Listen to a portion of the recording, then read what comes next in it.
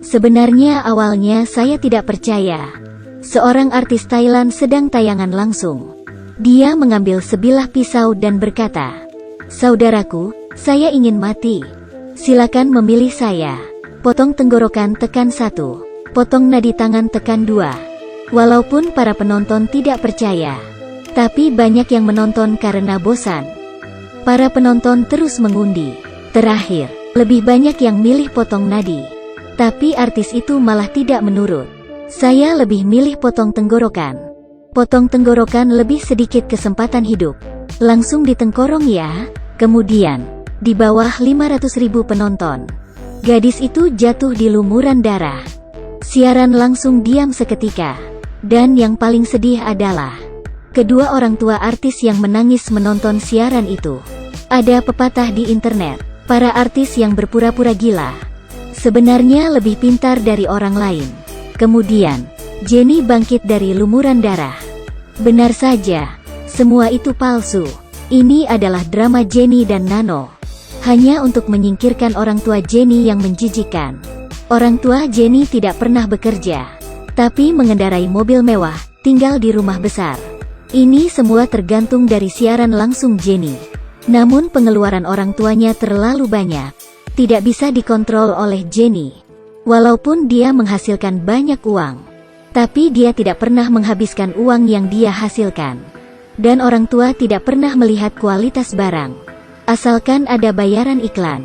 Bahkan walaupun bisa menyebabkan alergi terhadap kulit, juga memuji produk itu dengan senyuman lebar. Tidak hanya itu, untuk membuat Jennie lebih cantik, orang tua mengontrol diet dia secara ketat. Tidak pernah makan daging. Jennie bisa menahan semua ini. Yang dia tidak tahan adalah malam sebelum ulang tahunnya, dia mendengar percakapan seperti ini dari orang tuanya. "Tidak usah membeli hadiah. Ambil uang untuk membeli lebih banyak penggemar untuk akunnya. Jadi biaya iklan bisa naik lagi." Karena hal itu, membuat Jennie memutuskan untuk keluar dari internet. Dia harap Nano bisa membantunya. Nano dengan senyumnya, "Aku bisa memenuhi keinginanmu. Jadi artis sangat menguntungkan. Tapi menghasilkan uang pasti bahagia." Artis ini setiap hari dipaksa orang tua untuk mempromosi barang. Dan barang itu adalah barang palsu.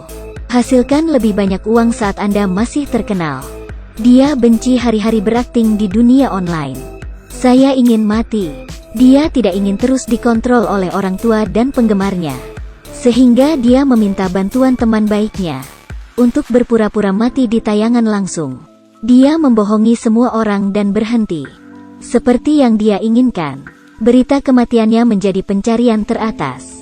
Tak lama kemudian, dia bisa benar-benar dilupakan oleh internet. Jennie akhirnya bisa menjadi dirinya sendiri. Dia tato, cat rambut dan indik hidung. Memutuskan untuk meninggalkan masa lalunya. Dan dia juga mengubah namanya.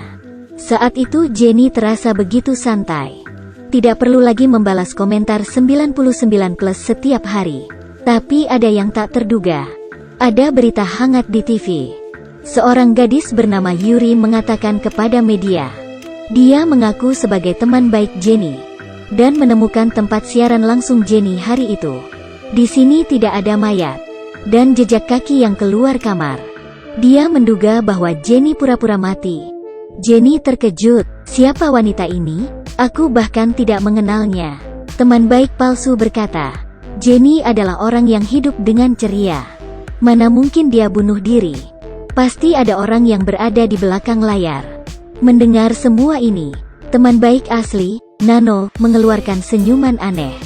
Kemudian teman baik palsu berkata, "Saya membuka akun baru saya.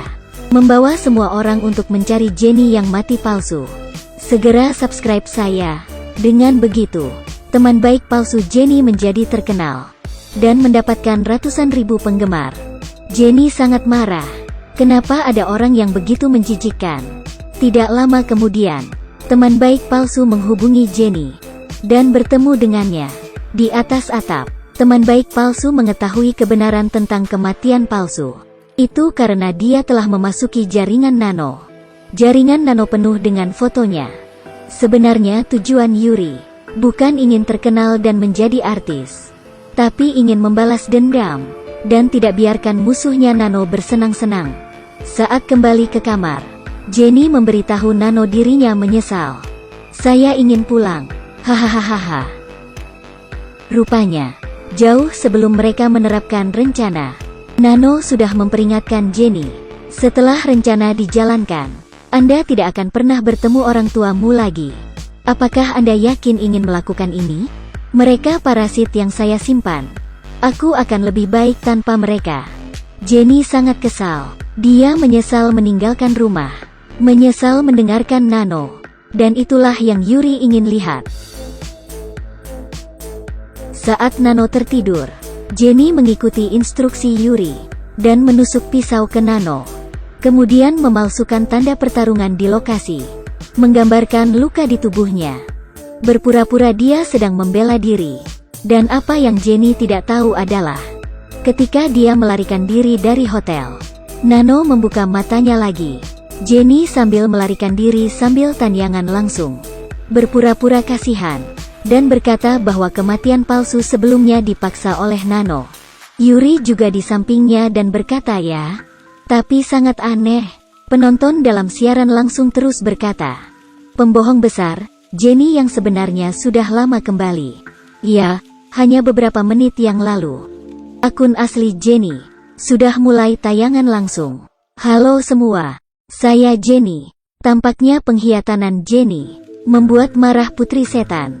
Nano sudah menggunakan kekuatannya mereset memori ingatan semua orang. Ketika Jenny bergegas pulang, dia menemukan Nano sedang makan dengan orang tuanya. Mereka dengan penuh kasih memanggil Nano sebagai putri. Untuk Jenny orang luar yang tiba-tiba masuk, merasa sangat jijik. Jenny sudah tidak tahan lagi. Dia menangis dan menanyai orang tuanya. Kenapa tidak ingat dia lagi? Nano tersenyum dengan sarkastik. Kau tidak ingat apa yang kau katakan sendiri. Mengapa orang lain harus mengingatmu? Pada saat itu, Jen tidak bisa berdebat. Dia akhirnya mengerti betapa sakitnya dilupain oleh orang. Sirene terdengar di luar pintu. Sejumlah besar media telah tiba. Jenny ingin melarikan diri, tetapi tertangkap secara langsung. Tidak peduli bagaimana dia menjelaskan kepada kamera, dia adalah Jenny. Masih tidak ada yang percaya padanya. Sebelum dia pergi, dia bertanya ke Nano, apakah ada kesalahan keterlaluan yang saya buat? Apakah Anda perlu melakukan ini padaku? Tugas lain telah selesai. Tapi kali ini Nano tidak senyum seperti biasanya. Sebaliknya, dia terdiam. Apakah pertanyaan Jenny itu membuat putri setan mulai mempertanyakan dirinya sendiri tentang kebaikan dan kejahatan di dunia? Selanjutnya, cerita seperti apa yang akan terjadi padanya? Baiklah, aturan lama. Jika masih ingin mendengarkan cerita Nano, jangan lupa like dan subscribe ya. Terima kasih sudah menonton. Sampai ketemu lagi. Bye-bye.